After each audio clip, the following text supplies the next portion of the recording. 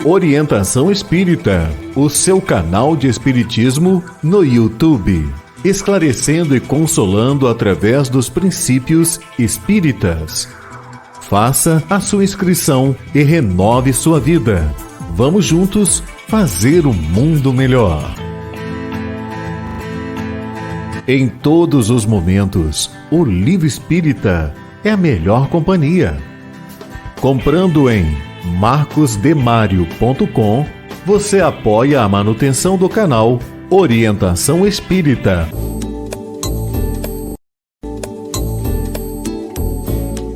No canal Orientação Espírita, você encontra variada programação, pensada e feita para você. Acompanhe os nossos programas no YouTube. Um olhar para o futuro na construção da Era do Espírito.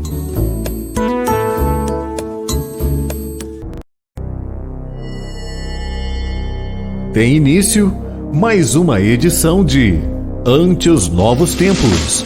Um olhar voltado para a humanidade, através das revelações dos Espíritos, na mensagem consoladora e esclarecedora do Espiritismo.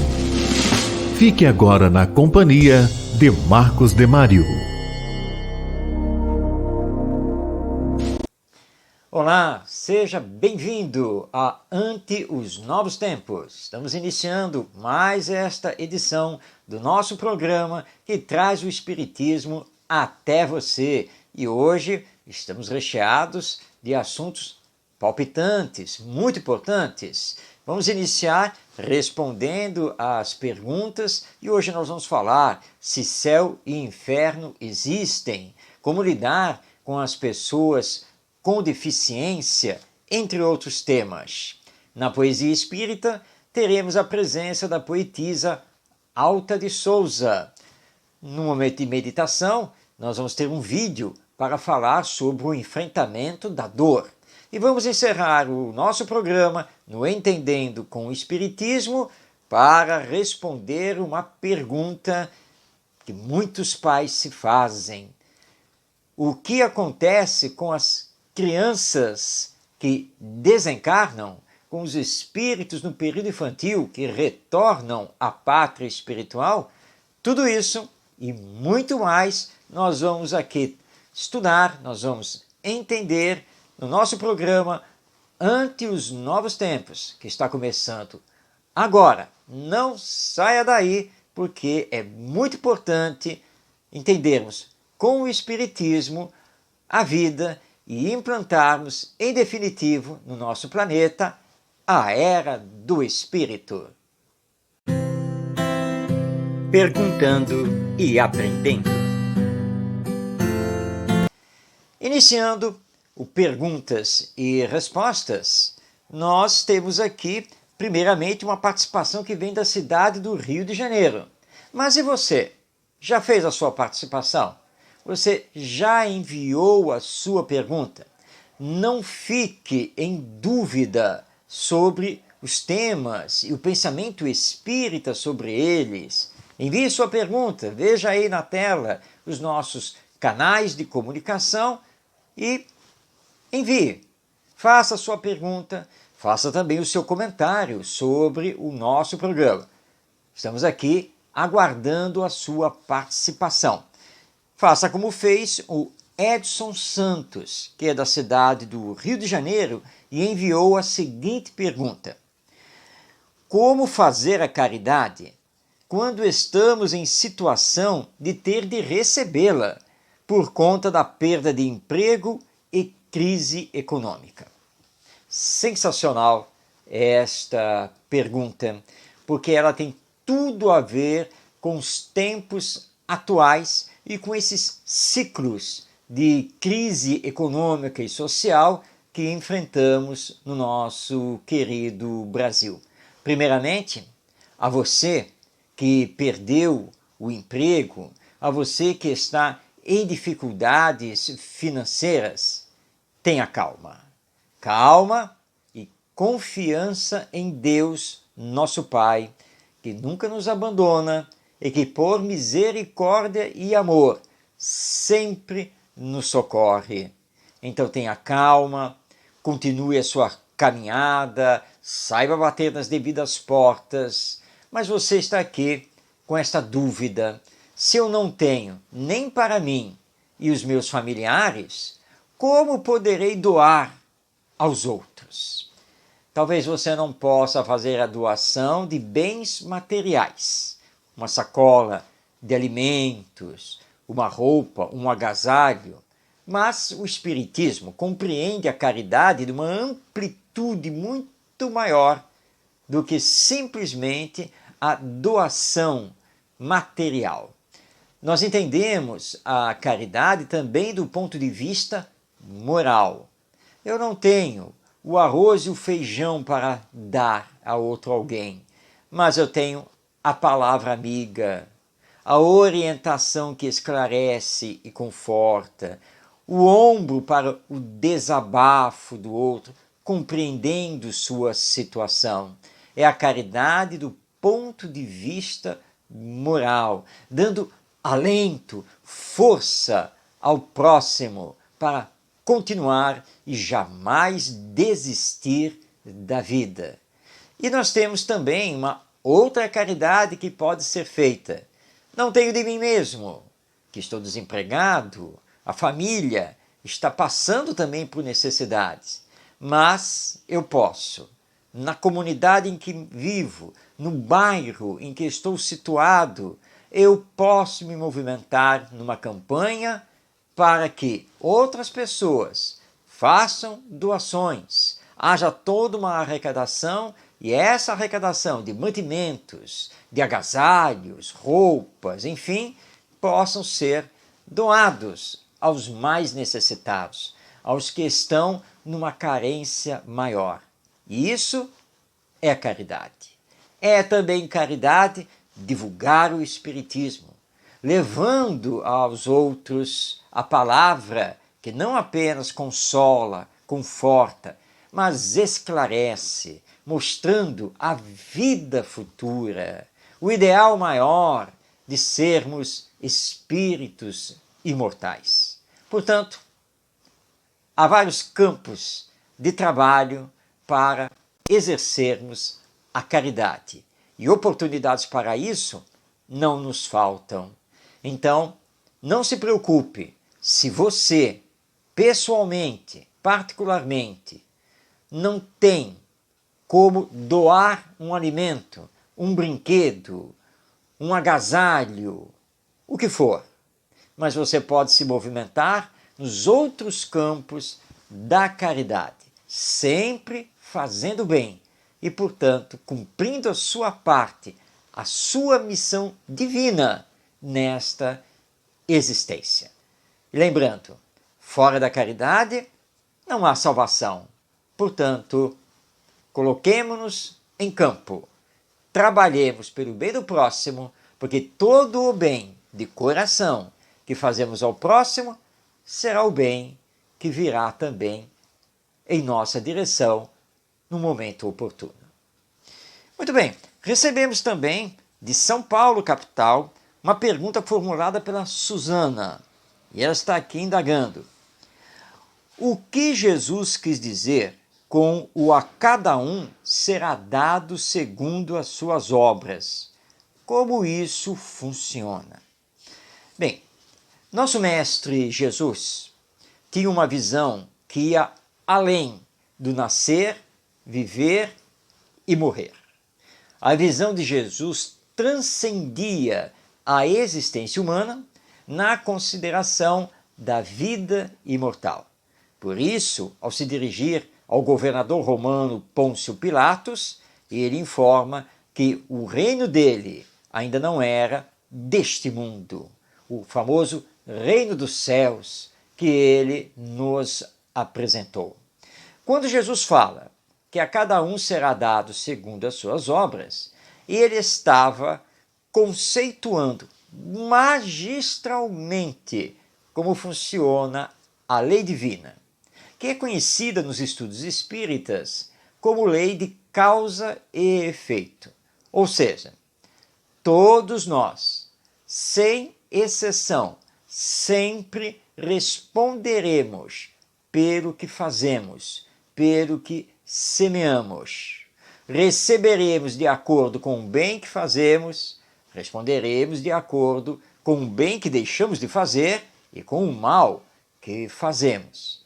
Por isso, então, a lei divina é soberanamente justa, porque cada um irá receber exatamente de acordo com as suas realizações. Por isso costumamos dizer que a lei divina é uma lei de consequências. Você jamais irá assumir o que é de responsabilidade de outro, mas sempre terá que assumir o que é da sua responsabilidade no uso do livre-arbítrio.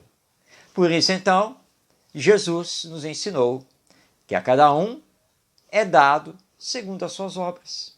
E é por esse motivo que nem sempre recebemos aquilo que desejamos, que queremos, que solicitamos, porque Deus sabe de nós e sabe o que merecemos, sabe o que precisamos. Medite profundamente sobre esse ensino de Jesus e que o Espiritismo vem nos esclarecer em relação ao funcionamento da lei divina. A cada um é dado segundo as suas obras. Muito bem, continuando aqui as nossas perguntas e respostas, as perguntas que você faz e as respostas que o Espiritismo dá, nós estamos aqui com uma pergunta que vem lá do Nordeste, de Natal, Rio Grande do Norte, feita pelo Rodrigo. É a seguinte: quem, de fato, representa o cristianismo? Pergunto, pois tanto católicos quanto evangélicos proclamam esse direito. E nós espíritas respeitamos eles conclamarem esse direito de serem os únicos e legítimos representantes de Jesus aqui na Terra. Respeitamos, mas não concordamos. Mas vamos conhecer um pouquinho a história. Depois que nosso Mestre Jesus partiu, no ano 325, com o imperador romano Constantino, foi realizado um concílio, uma reunião dos principais bispos representantes das igrejas cristãs primitivas. Esse concílio foi feito na cidade de Niceia, lá no que hoje é a região da Turquia. Portanto, foi feito no lado oriental do Império Romano. Constantino queria acabar com as perseguições aos cristãos e estabelecer o cristianismo como religião oficial do Império Romano. Nesse concílio, no ano 325, é que vai surgir a Igreja Católica. E a partir daí é que então os católicos começaram então a dizer que eram os legítimos representantes de Jesus e que fora do catolicismo não haveria o verdadeiro cristianismo, não haveria salvação. Pois bem, o tempo passou e aproximadamente 1.200 anos depois, no ano de 1517, na Alemanha, na Catedral de Wittenberg, surge então um personagem importantíssimo da história religiosa humana, que é Martinho Lutero. Lutero era um sacerdote católico, mas que não concordava com diversos aspectos da teologia católica, dos dogmas e rituais. E ele publica então as chamadas 95 teses, protestando contra dogmas, rituais e determinados ensinos da Igreja Católica. Daí então o movimento começou a ser chamado de movimento protestante. É aí que surge a Igreja Protestante ou Igreja Reformada, que no Brasil é conhecida como Igreja Evangélica. E os protestantes, então, também começaram a dizer, ao longo do tempo, que somente através deles é que poderíamos salvar a nossa alma. E que a Igreja Católica não mais representaria Jesus sobre a face da terra, mas sim a Igreja Protestante. Nós compreendemos todos esses movimentos e respeitamos todas essas falas. Mas, para o Espiritismo, na verdade, nenhuma pessoa e nenhuma instituição representa Jesus aqui na Terra. Porque Jesus é de todos nós. Jesus é de todos os tempos. Jesus é para os nossos corações e as nossas mentes. E ninguém pode se arrogar, ser o único detentor da representação de Jesus aqui na Terra. Historicamente, nós sabemos os desvios que a Igreja Católica acabou cometendo, assim como também a Igreja Protestante. Por isso, os espíritos, nas suas comunicações, trouxeram uma nova bandeira e que Allan Kardec hasteou como bandeira do espiritismo e, portanto, de todo espírita. Fora da caridade não há salvação. Não é fora do espiritismo, porque o espiritismo não se diz a única doutrina que representa Jesus aqui na Terra. O espiritismo é uma doutrina cristã, que baseia-se nos ensinos morais do nosso mestre Jesus, mas que não diz que detém nenhum tipo de privilégio. Então, à luz do espiritismo, na verdade, ninguém detém a exclusividade de representar Jesus e o Evangelho, porque Jesus e o Evangelho são de todos nós e precisamos, finalmente, nos entregar a Ele, nosso Mestre, e seguir os seus ensinos que estão no Evangelho. Bom, prosseguindo, nós agora voltamos para a cidade do Rio de Janeiro, porque temos aqui a nossa querida Yolanda, que está fazendo a seguinte pergunta: o céu e o inferno existem? Qual é a visão da doutrina espírita a respeito desse assunto? Bem, se estamos aqui falando de céu e inferno como regiões físicas localizadas em algum lugar, seja aqui na Terra, seja no céu, a resposta do Espiritismo para isso é não. Esse céu e esse inferno não existem. Ou seja, nós não temos o inferno localizado debaixo da crosta planetária. Podemos escavar o quanto quisermos. E, aliás, nossos arqueólogos fazem muito isso. Nós não vamos encontrar o inferno, uma região que tem um fogo eterno que queima, mas sem queimar, já que ninguém morre. E não adianta vasculharmos a atmosfera terrena, e fazemos isso muito bem com as naves espaciais e os satélites, e não vamos encontrar o céu de beatitude, onde as almas ficam junto com Deus. Isso nunca foi encontrado.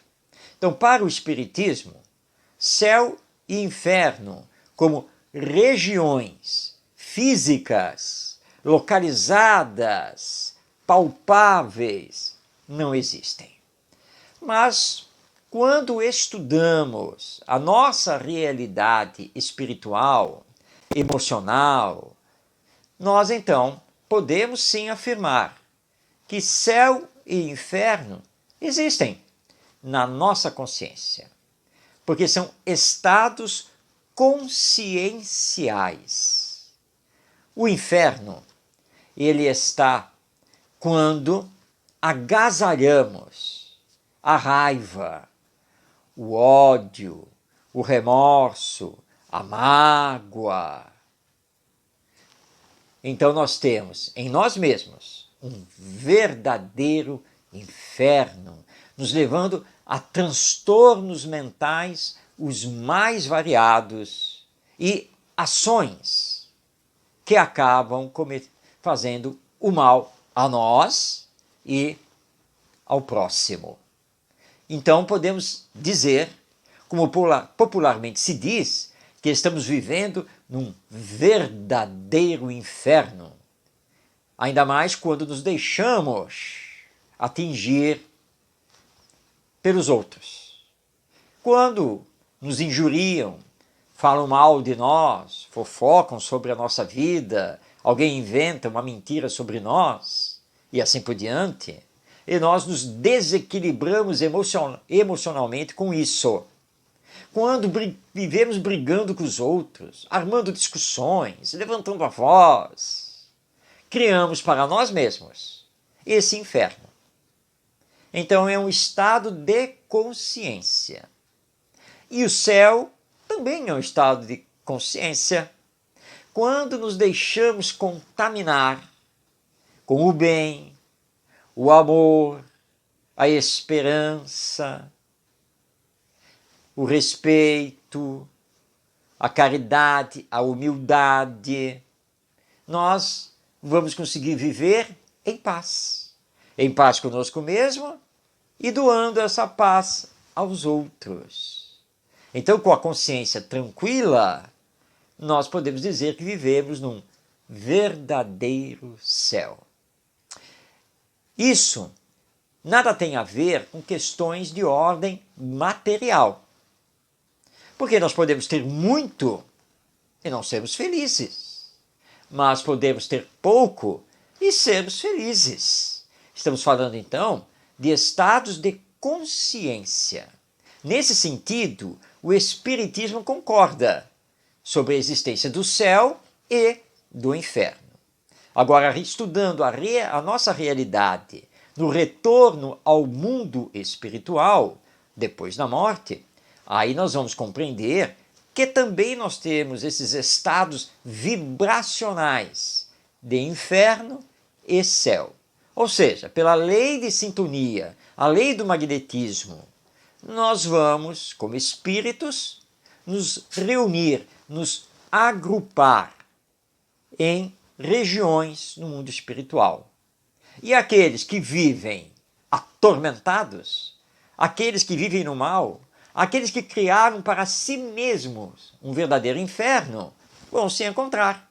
E são as chamadas, então, regiões umbralinas, trevosas.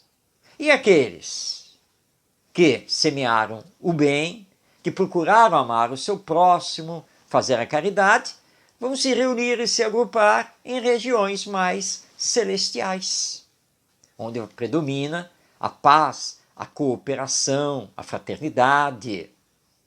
Mas as regiões infernais, se podemos assim nos expressar, elas são sempre passageiras, porque a lei divina é a lei de evolução.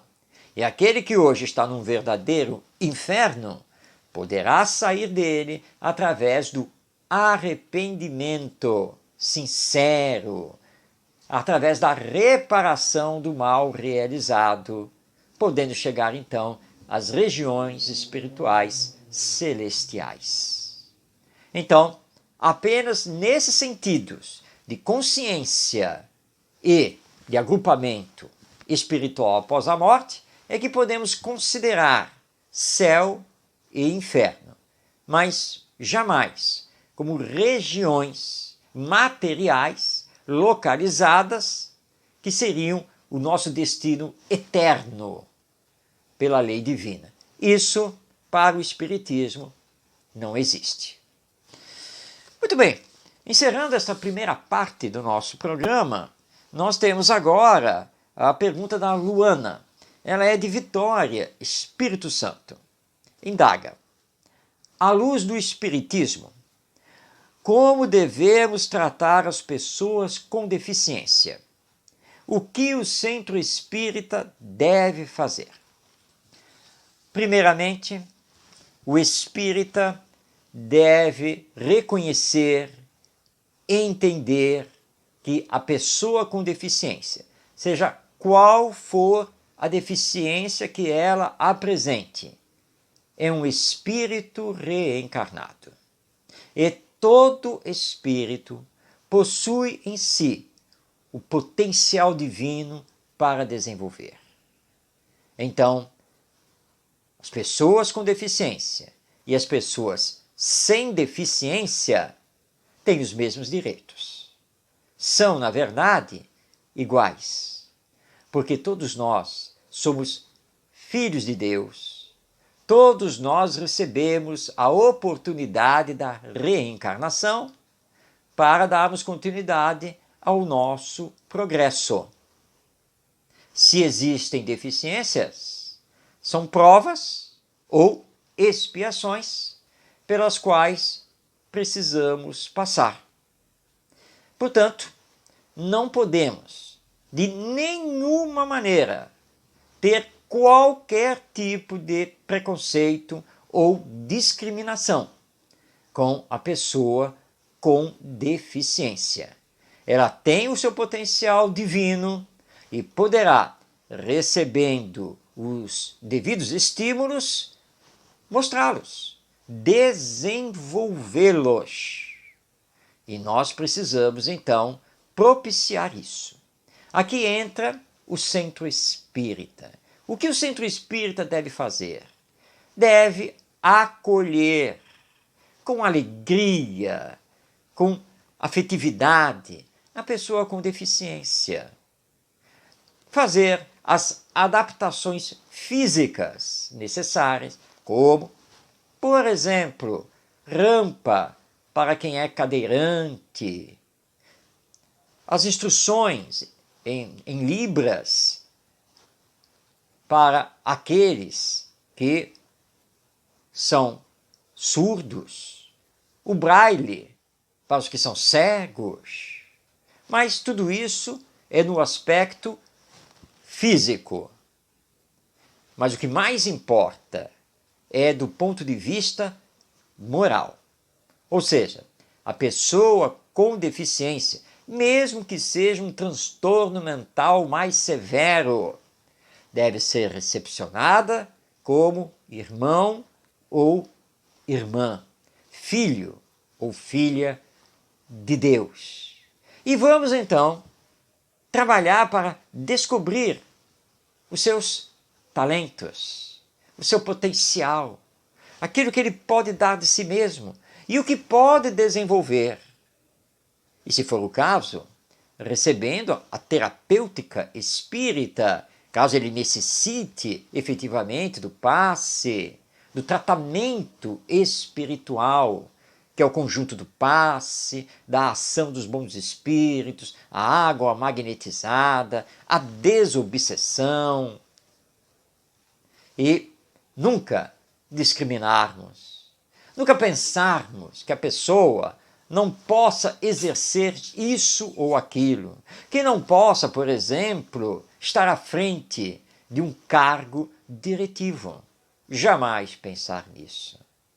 Citando aqui uma pessoa com deficiência que tive o prazer de conhecer, que foi, na cidade aqui do Rio de Janeiro, nosso querido Luiz Antônio Mileco.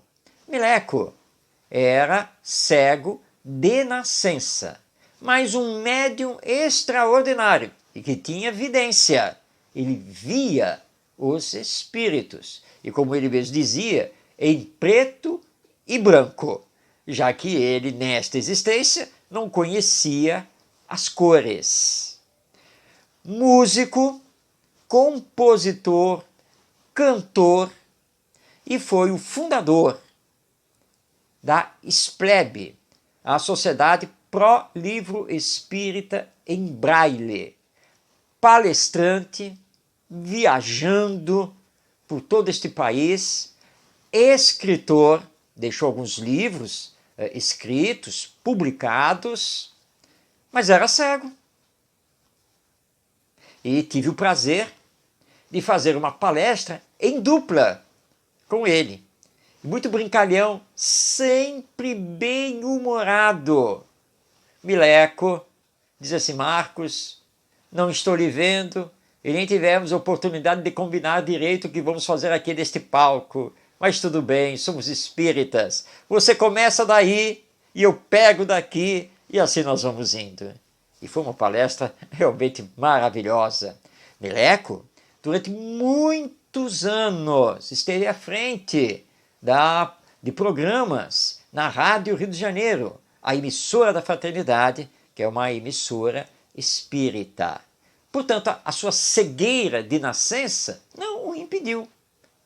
Casado, pai, trabalhou incessantemente até a sua despedida para o retorno à pátria espiritual. Então, sem preconceitos, sem discriminações, e lembrando que não importa se o companheiro ou a companheira estejam passando por uma prova ou por uma expiação. Não importa o que tenho feito ou deixado de fazer em existências passadas, porque tudo é justo. O que importa é darmos o apoio, é olharmos a pessoa com o seu potencial divino como espírito imortal e destinado à perfeição. É isso que nós temos que fazer com relação à pessoa com deficiência nas atividades do Centro Espírita. Bem, chegamos ao final das nossas perguntas e respostas, mas estamos aguardando a sua participação. Você já enviou a sua pergunta? Você já fez o seu comentário? Veja aí na tela os nossos canais de comunicação e venha abrilhantar o nosso programa ante os novos tempos. Não deixe de participar. Estamos aqui aguardando que a sua pergunta, que o seu comentário adentre os nossos canais de comunicação para podermos conversar com você no nosso próximo programa. Poesia Espírita.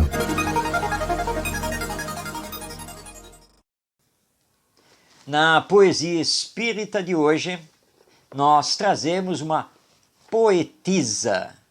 Vai nos abrilhantar hoje e ela veio através da psicografia do nosso querido médium Francisco Cândido Xavier, ou simplesmente Chico Xavier, o homem amor, aquele que se dedicou ao bem do próximo, se dedicou à divulgação do espiritismo e que através da sua mediunidade exuberante, principalmente na psicografia, nos legou mais de 450 livros.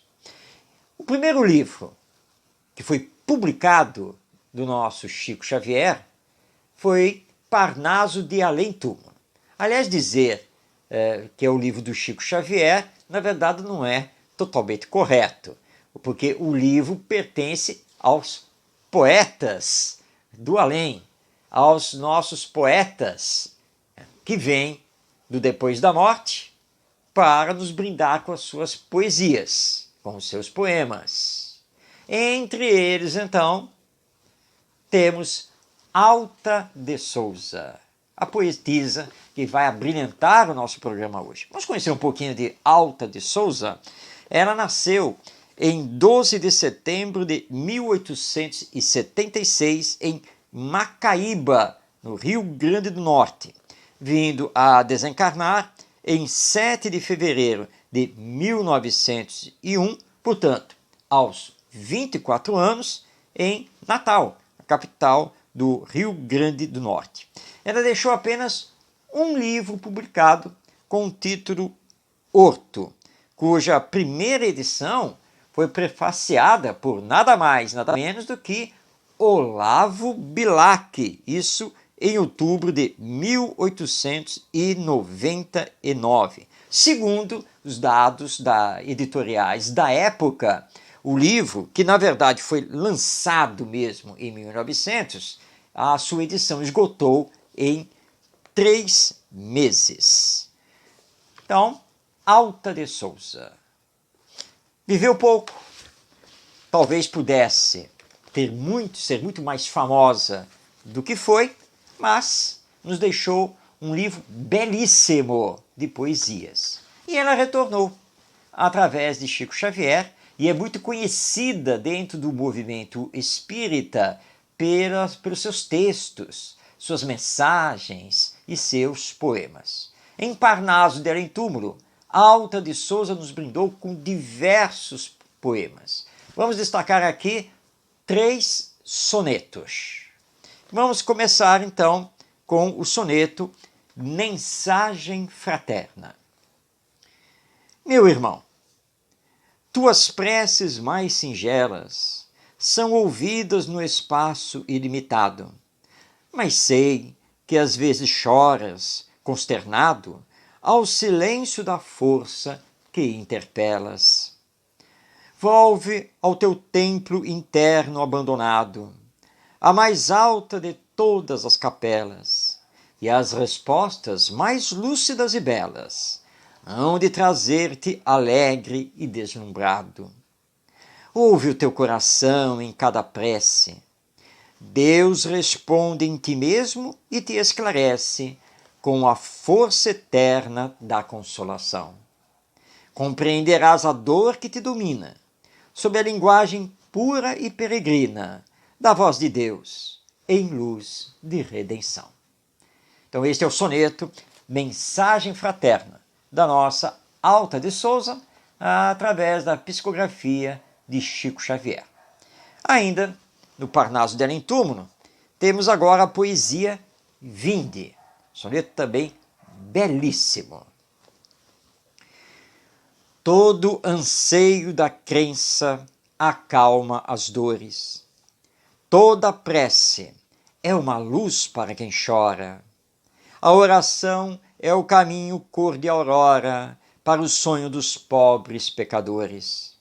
Ó corações que a lágrima devora, vinde, através dos rudes amargores, cantar na luz dos grandes esplendores vossa iluminação de cada hora. Vinde, rememorar no espaço infindo, neste lar de Jesus, ditoso e lindo, as desventuras para bendizê-las. Feliz o coração sereno e forte, que triunfa da lágrima e da morte, palpitando na esfera das estrelas. Belíssimo soneto de Alta de Souza. E fechando a sua participação no Parnaso de Além Túmulo e também no nosso programa, Alta de Souza nos traz a poesia O Senhor Vem. E eis que ele chega sempre de mansinho, haja sol, faça frio ou tempestade.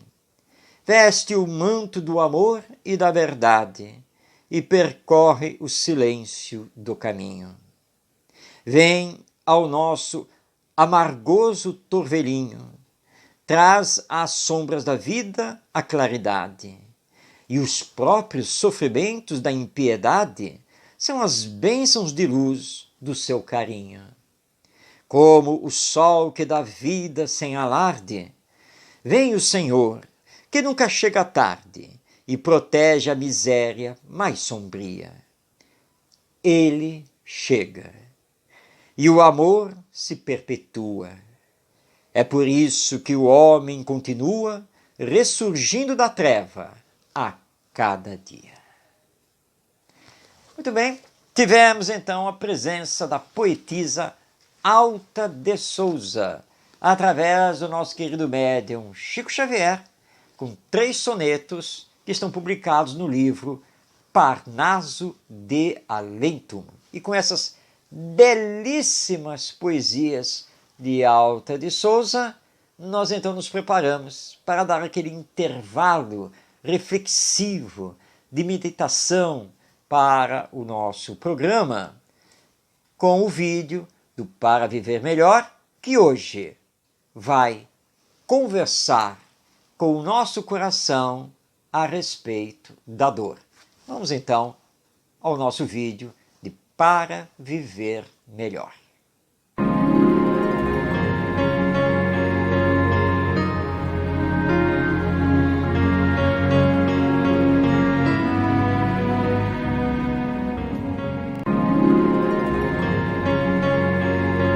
Quem, nesta existência, não tem tribulações? Quem, hoje ou amanhã, não sentirá uma dor física ou moral?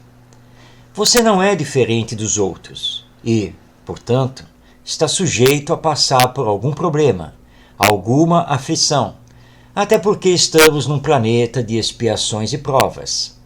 Entretanto, o que fazemos com a dor, com a aflição, é o que deve ser melhor compreendido.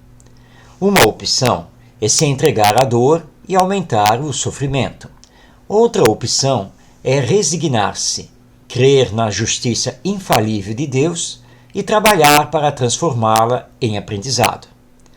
Seja qual for a dor que lhe visite, lembre-se que ela é porta para o aprendizado do amor. Importante é recebê-la como bênção divina, aquele aguilhão necessário para a marcha do nosso progresso. Confia em Deus, que é justo e misericordioso. Trabalha e segue perseverante, que tudo passa. Se você gostou desta mensagem, compartilhe.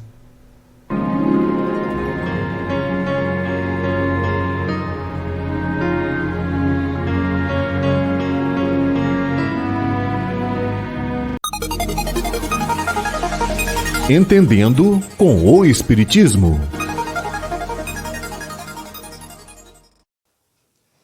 Entendendo com o Espiritismo, vai tentar, com a nossa doutrina, responder uma pergunta que é muito feita, principalmente pelos pais, pelos avós, enfim, por todo aquele responsável por uma criança e que se depara com a morte dela. Para onde vão as crianças depois da morte? O que acontece com elas? Por que Deus retirou essa alma ainda na pureza da infância? São indagações legítimas, naturais, e para as quais o Espiritismo tem resposta. Allan Kardec, o codificador do Espiritismo, tratou desse assunto em O Livro dos Espíritos, a obra básica, fundamental do Espiritismo. Quando, na segunda parte, tratando da pluralidade das existências, Kardec, então, indaga dos espíritos sobre a sorte das crianças depois da morte. Na primeira resposta, os espíritos, antes de mais nada, pedem que, ao olharmos para uma criança, não vejamos apenas e tão somente o ser biológico no período infantil. Na verdade, quem ali está no novo corpo em desenvolvimento é um espírito. E esse espírito, presentemente reencarnado, pode ser um espírito superior, tanto intelectualmente quanto moralmente, aos pais.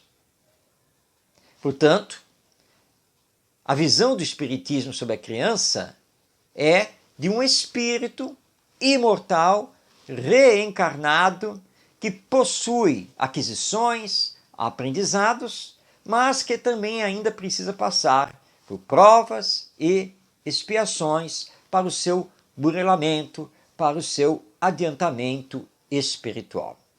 A partir dessa visão, nós vamos compreender a sequência dos ensinos dos espíritos superiores.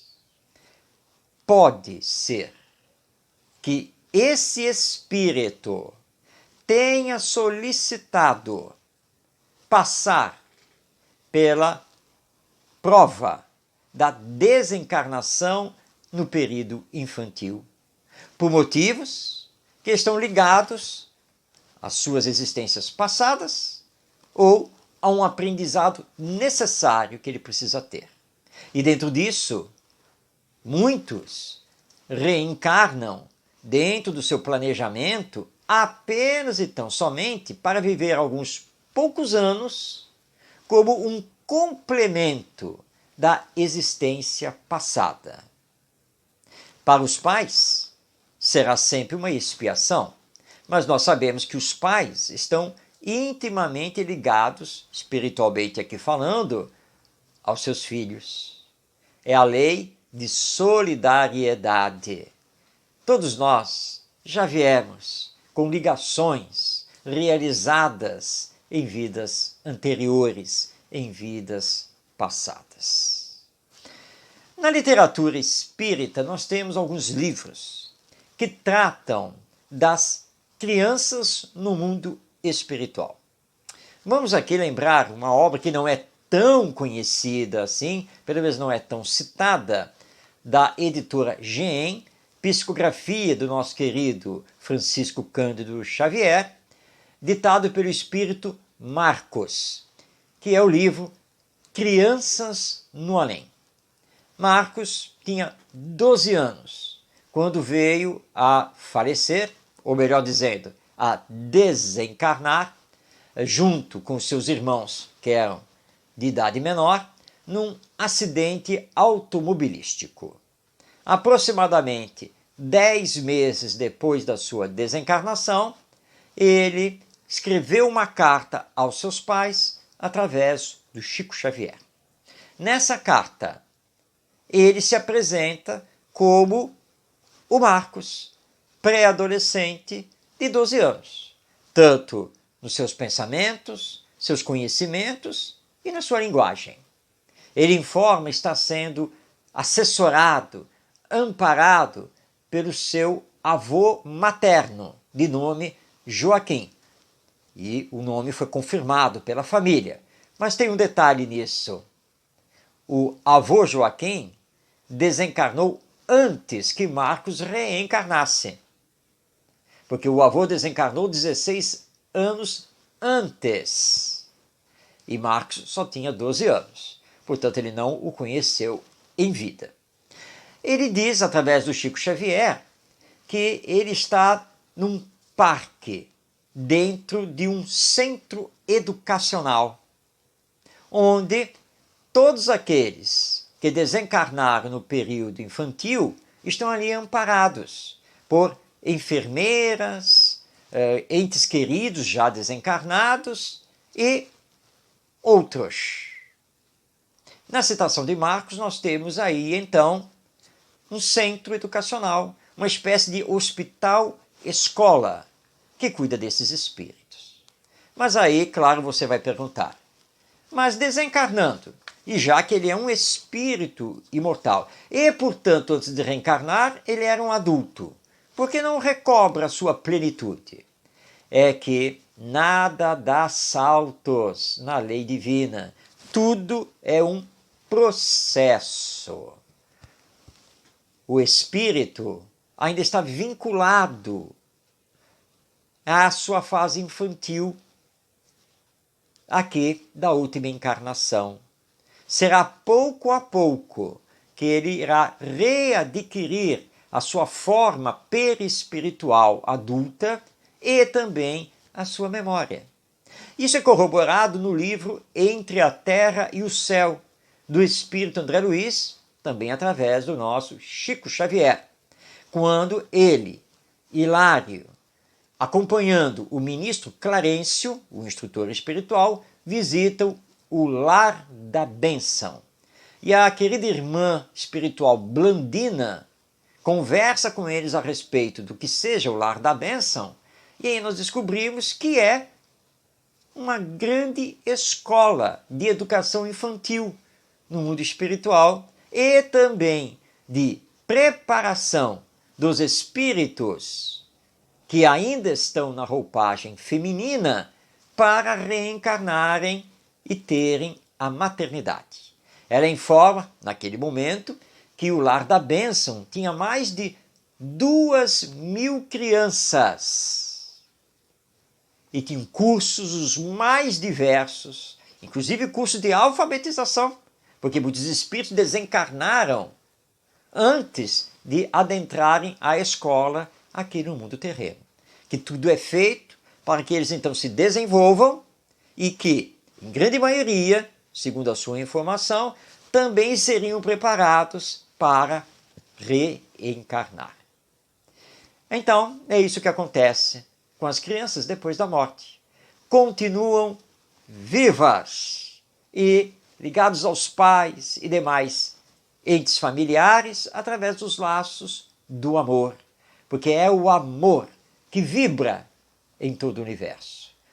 O ministro Clarencio ainda informa que, em determinados horários, pelos dias, as mães, os pais, de uma forma geral, recebem a bênção de, através do sono, em desdobramento, em emancipação do corpo físico, poderem visitar os seus filhos que se encontram no Lar da Bênção, assim como em outros lares, em outras instituições espirituais que cuidam dos espíritos que desencarnam no período infantil.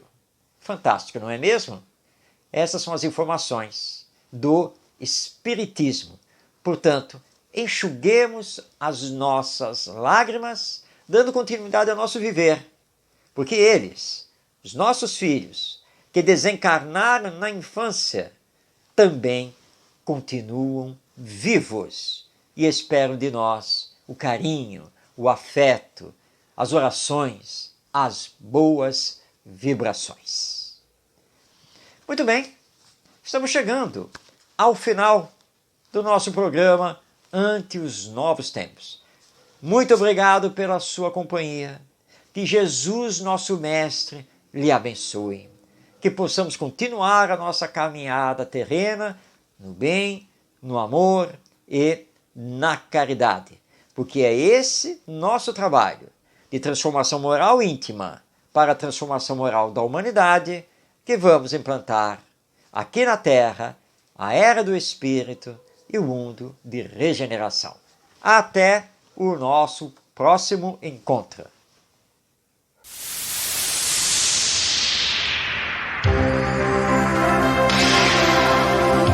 Um olhar voltado para o futuro da humanidade. As revelações dos Espíritos.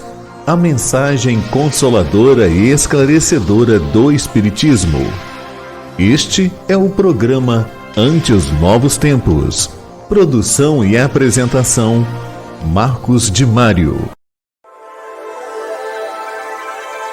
Orientação Espírita, o seu canal de Espiritismo no YouTube. Esclarecendo e consolando através dos princípios espíritas. Faça a sua inscrição e renove sua vida. Vamos juntos fazer um mundo melhor.